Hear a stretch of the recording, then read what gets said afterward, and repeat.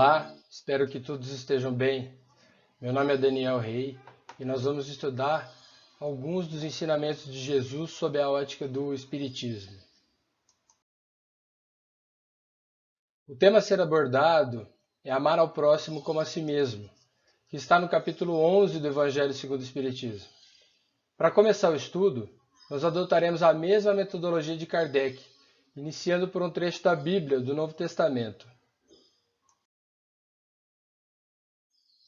Kardec faz menção ao capítulo 12, versículos de 28 a 33 de Marcos, para iniciar a discussão sobre o tema proposto.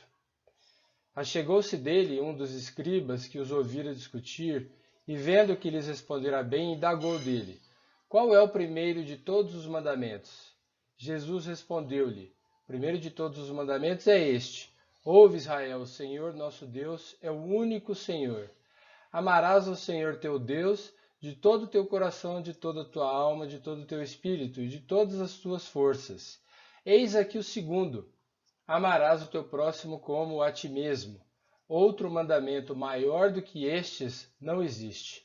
Disse-lhe o escriba: perfeitamente, mestre. Disseste bem que Deus é um só e que não há outro além dele. E amá-lo de todo o coração, de todo o pensamento, de toda a alma e de todas as forças, e amar o próximo como a si mesmo, excede todos os holocaustos e sacrifícios. Notem que neste trecho do Evangelho, Jesus é questionado sobre o conhecimento da lei. Como resposta, ele esclarece que amar o próximo como a si mesmo é o segundo mandamento mais importante da lei, logo após o de amar a Deus. No entanto, ele enfatiza que mandamento maior que esses dois não existe. Portanto, ambos são fundamentais. Vamos aproveitar para mostrar também o capítulo 10, versículos de 25 a 28 de Lucas, de modo que a gente possa comparar os relatos e evidenciar um outro aspecto muito interessante. Levantou-se um doutor da lei e, para pô-lo à prova, perguntou: mestre, que devo fazer para possuir a vida eterna?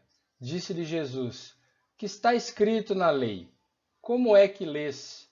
Respondeu ele: amarás o Senhor teu Deus de todo o teu coração, de toda a tua alma, de todas as tuas forças e de todo o teu pensamento, e a teu próximo como a ti mesmo. Falou-lhe Jesus: respondeste bem, faze isto e viverás. Notem que neste trecho é Jesus quem questiona sobre a lei. E analisando o diálogo, fica evidente que para possuirmos a vida eterna é necessário amar a Deus e amar ao próximo como a nós mesmos. Com o objetivo de explorar e entender melhor o segundo mandamento citado por Jesus, nós vamos dividir o estudo em 4 partes, conforme os pontos chaves que aparecem nos trechos do Novo Testamento. O primeiro é a lei, o segundo é o amor, o terceiro é o próximo e o quarto é a si mesmo, que eu vou chamar aqui de você. Vamos começar então falando sobre a lei, que a todo momento os judeus fazem referência. A lei que eles se referem é a Torá, ou o Pentateuco, composta por 5 livros: Gênesis, Êxodo, Levítico, Números e Deuteronômio. Na verdade, são as leis de Moisés. A resposta dada por Jesus aos doutores da lei está no livro de Levítico, capítulo 19, versículos 16 a 18. Não semearás a difamação no meio de teu povo, nem te apresentarás como testemunha contra a vida do teu próximo. Eu sou o Senhor. Não odiarás o teu irmão no teu coração. Repreenderás o teu próximo para que não incorras em pecado por sua causa. Não te vingarás, não guardarás rancor contra os filhos do teu povo. Amarás o teu próximo como a ti mesmo. Eu sou o Senhor. Levítico é o livro das leis derivadas de uma aliança, uma espécie de acordo feito entre Deus e o povo hebreu no Monte Sinai. Na verdade, são as instruções de Deus a Moisés, de modo que ele e os sacerdotes conseguissem guiar e instruir todo aquele povo. Daí a importância para eles de conhecer a lei. Alguns estudos indicam o seguinte: uma das principais disputas entre as várias facções rivais das escolas religiosas dos judeus girava em torno da prioridade dos mandamentos. Com suas perguntas, certamente esperavam deixar Jesus perplexo e desacreditado, por imaginar que Jesus era menos preparado do que ele, por não ter frequentado suas escolas teológicas. Não só queria saber qual mandamento era o maior na opinião de Jesus, mas também sobre qual princípio ele alicerçava sua crença. Jesus poderia ter citado muitas coisas, concordando assim com algumas autoridades, mas em sua resposta Jesus limpou o caminho de todas as insensatez, penetrando imediatamente no âmago da verdadeira ética e piedade. Então, além das disputas intelectuais, os doutores da lei também queriam saber qual era o posicionamento político de Jesus sobre uma série de questões polêmicas daquela época. Como Jesus estava incomodando os mais poderosos por conta de sua postura diferente, eles queriam motivos para enfraquecê-lo perante o povo e para prendê-lo também. Jesus, ao responder, ele poderia ter falado sobre vários outros pontos importantes para os judeus, dentre os 613 mandamentos da lei, como, por exemplo, a circuncisão, as vestes, as cerimônias, as exigências do sábado, os dízimos, os sacrifícios, etc. Mas ele foi ao centro da questão. Falou sobre os dois principais mandamentos, deixando claro que ele sabia bem o que estava fazendo. Por outro lado, Jesus contestou os hábitos dos judeus, e o seu questionamento tinha como pano de fundo o fato deles terem esquecido o significado verdadeiro da lei e terem se preocupado somente em decorar ou repetir as palavras. Ou seja, eles se preocupavam somente com a letra. Emmanuel, no capítulo 6 do livro Alma e Luz, nos esclarece sobre as intenções de Jesus ao perguntar sobre como lês. A interrogação do mestre ao doutor de Jerusalém dá a ideia do interesse de Jesus pela nossa maneira de penetração da leitura. Lembra que quando te aproximes de um livro, está sempre pedindo alguma coisa. Repara com atenção o que fazes. O que procuras? Emoções, consolo, entretenimento? Né? Observem que, independentemente do tipo de leitura, é sempre importante a gente refletir e aprofundar, procurando a essência, o ensinamento que está por trás das palavras. Naturalmente, que nós tenhamos preferencialmente leituras edificantes, para alinhar nossas vibrações com a dos espíritos bons. O segundo ponto-chave importante que aparece nos textos é o amor. O que é o amor? Como que nós entendemos e sentimos o amor? Vejam o que está escrito no Evangelho segundo o Espiritismo, nos itens 8 e 9 do capítulo que a gente está estudando. O amor é de essência divina, e todos vós, do primeiro ao último, tendes no fundo do coração a centelha desse fogo sagrado. Ou seja, todos nós temos a centelha do amor no fundo de nossos corações. Depende da gente encontrar, fazer aflorar e colocar em prática esse sentimento. Mas por que parece que é tão difícil fazer isso no dia a dia? Continuando no Evangelho, o amor resume a doutrina de Jesus inteira, visto que esse é o sentimento por excelência. E os sentimentos são os instintos elevados à altura do progresso feito. Em sua origem, o homem só tem instintos. Quando mais avançado e corrompido, só tem sensações. Quando instruído e depurado, tem sentimentos. Então, por conta do nosso estágio evolutivo, nós ainda temos muito que aprender sobre o amor verdadeiro. E eu não me refiro àquele amor no sentido vulgar, que todo mundo fica falando e repetindo da boca para fora, só para agradar alguém. Eu me refiro ao amor que Jesus mostrou na sua passagem pela terra, o maior sentimento de todos. Daí a nossa dificuldade de entender e colocar em prática. A terra, orbe de provação e de exílio, será então purificada por esse fogo sagrado e verá praticados na sua superfície a caridade, a humildade, a paciência, o devotamento, a abnegação, a resignação e o sacrifício, virtudes todas filhas do amor. Então, reconhecendo a nossa dificuldade em sentir e colocar em prática o amor verdadeiro, vamos tentar então colocar em prática as filhas do amor, como a caridade, a humildade, a abnegação, a resignação, conforme essa dica que está no Evangelho segundo o Espiritismo. Seguramente, se a gente conseguir exercitar as filhas do amor, chegaremos ao amor verdadeiro. O terceiro ponto-chave diz respeito ao próximo. Quem é o próximo? É a nossa família? São os nossos amigos? Um estranho que passa por nós na rua é o nosso próximo também? E alguém que nos fez mal é próximo também? Vamos descobrir então. Existe uma parábola bastante conhecida que explica quem é o próximo, a parábola do bom samaritano.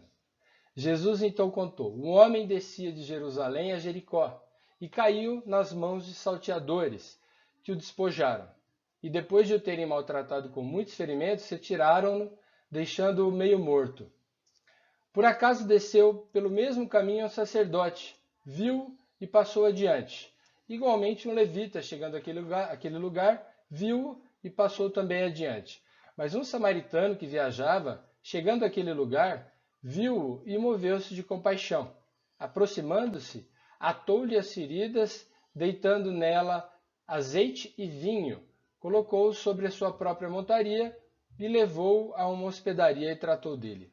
No dia seguinte, tirou 2 denários e deu-os ao hospedeiro, dizendo-lhe: trata dele, quanto gastardes a mais, na volta te o pagarei. Qual destes 3 parece ter sido o próximo daquele que caiu nas mãos dos ladrões? Respondeu o doutor: aquele que usou de misericórdia para com ele. Então Jesus lhe disse: vai e faze tu o mesmo. Vejam que nessa parábola há 5 personagens, sendo que Jesus discriminou somente 4 deles: os salteadores, o sacerdote, o levita e o samaritano. Um dos principais personagens, aquele que precisava de ajuda, é indicado apenas como um homem. Isso não é à toa, tem algum significado. Esse homem não tem cara, não tem rosto. Por quê? Porque ele pode ser qualquer um. Pode ser uma pessoa rica ou pobre, bonita ou feia, influente ou não. Enfim, ele pode ser qualquer um de nós. Emmanuel, mais uma vez, nos ajuda a compreender quem é o próximo. O próximo a quem precisamos prestar imediata assistência é sempre a pessoa que se encontra mais perto de nós. Em suma, é, por todos os modos, a criatura que se avizinha de nossos passos. E como a lei divina recomenda, amemos o próximo como a nós mesmos. Preparemo-nos para ajudar infinitamente. Então, estejamos prontos para ajudar qualquer um que precise da gente. E vamos ajudar da melhor maneira que a gente conseguir. Naturalmente, é mais fácil ajudar e gostar de quem nós conhecemos ou julgamos ser pessoas de bem. Vejam esse trecho aqui do livro Vinha de Luz. O irmão iluminado e bondoso em si já representa uma obra viva do Pai, através da qual o conhecemos e admiramos. O irmão ignorante ou infeliz, porém, é uma obra que o céu nos convida a amparar e embelezar no rumo da perfeição, em nome de Todo-Poderoso. Se amas a Deus no irmão que te entende e ajuda, não te esqueças de honrá-lo e querê-lo bem no irmão que ainda te não pode amar. Então veja que o desafio verdadeiro é simpatizar e ajudar os desconhecidos que nos procuram, ou aqueles que nos fizeram algum mal. Jesus orientou que amássemos o nosso inimigo. O quarto e último ponto-chave fala sobre o si mesmo. Como espíritas, nós podemos começar respondendo essa questão do si mesmo, quem eu sou, da seguinte forma: eu sou um espírito encarnado, num corpo feito sob medida e vivendo uma nova experiência. Eu preservo a minha individualidade antes, durante e depois de cada encarnação. Como todo espírito, eu fui criado simples e ignorante, com o objetivo de evoluir intelectualmente e moralmente. Tenho o direito de fazer minhas escolhas, mas sou o responsável pelos meus erros e vou prestar conta das minhas atitudes. Sei também que a quem muito foi dado, muito será cobrado, né? Mas como eu posso fazer para responder essa pergunta de uma maneira mais profunda, né? Eu me conheço de verdade? Quem sou eu? Existe uma frase que está escrita na entrada de um oráculo que ficou famosa por conta do filósofo grego Sócrates e que foi citada na questão 919 do Livro dos Espíritos. Qual o meio prático mais eficaz que tem o homem de se melhorar nesta vida e de resistir à atração do mal? Resposta: um sábio da antiguidade vô-lo disse: conhece-te a ti mesmo. Então, o autoconhecimento e a autossuperação estão entre os grandes objetivos da reencarnação, com vistas à verdadeira reforma íntima e o verdadeiro progresso individual. Mas nós temos conhecimento sobre a dificuldade que estes desafios representam, né? Para facilitar, vamos ver duas mensagens que vão nos ajudar. A primeira diz o seguinte: cada criatura recebeu determinado talento da providência divina para servir ao mundo e para receber do mundo o salário da elevação. Velho ou moço, com saúde do corpo ou sem ela, recorda que é necessário movimentar o dom que recebeste do Senhor para avançares na direção da grande luz. Ninguém é tão pobre que nada possa dar de si mesmo. Daí eu me pergunto, né? Que talentos eu tenho? Que virtudes, capacidades e habilidades eu possuo? Uma coisa é fato: o talento jamais poderá ser usado para atrapalhar os outros. A vida é uma máquina em que todos os seres são peças importantes e a cooperação é um fator essencial na produção da harmonia e do bem. Vamos a uma outra dica. Quando a gente acorda, vamos procurar esquecer as situações desagradáveis, perdoar verdadeiramente aqueles que nos fizeram mal e mentalizar de maneira que as nossas qualidades fiquem à disposição de tudo o que vem acontecer no dia que vai começar. Certamente haverá alguma oportunidade de exercitar as nossas virtudes ao longo do dia. A segunda mensagem diz o seguinte: Deus é um ser distinto, ou será, como opinam alguns, a resultante de todas as forças e de todas as inteligências do universo reunidas. Deus existe, disso não podeis duvidar, e é o essencial.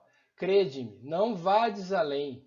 Não vos percais no labirinto donde não lograríeis sair. Isto não vos tornaria melhores, antes um pouco mais orgulhosos, pois que acreditaríeis saber, quando na realidade nada saberíeis. Deixai, consequentemente, de lado todos esses sistemas. Tende bastantes coisas que vos tocam mais de perto, a começar por vós mesmos. Estudai as vossas imperfeições, a fim de vos libertardes delas, o que será mais útil do que pretenderdes penetrar no que é impenetrável. Então, na verdade, o que a gente tem que se perguntar também, além do aspecto dos talentos? Que defeitos eu tenho? E a gente tem que tomar cuidado com a armadilha do nosso amor próprio para arrumar justificativa ou minimizar as nossas faltas. Se eu estiver indeciso sobre alguma ação que eu venha a fazer, pergunte o que a gente faria se ela fosse praticada por outra pessoa. Se a gente censurar, a gente não vai poder aceitar quando nós formos o autor daquela atitude. Porque Deus não tem duas medidas na aplicação de sua justiça, né? Então fica aí outra dica. Quando a gente for dormir, vamos perguntar se cometemos alguma falta, se deixamos de cumprir algum dever ou se alguém tem algum motivo para se queixar da gente. Certamente com essa análise diária, nós identificaremos nossas imperfeições. Todas essas análises não se aplicam somente ao nosso jeito de ser ou jeito de conviver, mas também se aplicam ao nosso corpo físico. Vamos ver esse trecho do livro Estudos Espíritas. Vasilhame sublime é o corpo humano, o depositário das esperanças e o veículo de bênçãos que não pode ser desconsiderado levianamente. Então, com base nesse texto, a gente vê que não é à toa que o autoextermínio é uma das faltas mais graves que o ser humano pode cometer perante Deus. Para encerrar nosso estudo, vamos ler o trecho de uma mensagem que está no livro Caminho, Verdade e Vida. Muitos séculos antes da vinda do Cristo, já era ensinado no mundo a regra áurea, trazida por embaixadores de sua sabedoria e misericórdia. Importa esclarecer, todavia, que semelhante princípio era transmitido com maior ou menor exemplificação de seus expositores. Diziam os gregos: não façais ao próximo o que não desejais receber dele. Afirmavam os persas: fazei como quereis que se vos faça. Declaravam os chineses: o que não desejais para vós, não façais a outrem. Recomendavam os egípcios: deixai passar aquele que fez aos outros o que desejava para si. Doutrinavam os hebreus: o que não quiserdes para vós, não desejeis para o próximo. Insistiam os romanos: a lei gravada nos corações humanos é amar os membros da sociedade como a si mesmo. Então notem que mesmo sendo antigos os ensinamentos, a humanidade mostra muita dificuldade em exemplificar, em colocar em prática. Por isso devemos conhecer os 2 mandamentos estudados e incluir mais um, que está escrito em João capítulo 13, versículos 33 a 36. Filhinhos meus, por um pouco apenas ainda estou convosco. Vós me haveis de procurar. Mas como disse aos judeus, também vos digo agora a vós: para onde eu vou, vós não podeis ir. Dou-vos um novo mandamento: amai-vos uns aos outros como eu vos tenho amado. Assim também vós deveis amar-vos uns aos outros. Nisto todos conhecerão que sois meus discípulos, se vos amardes uns aos outros.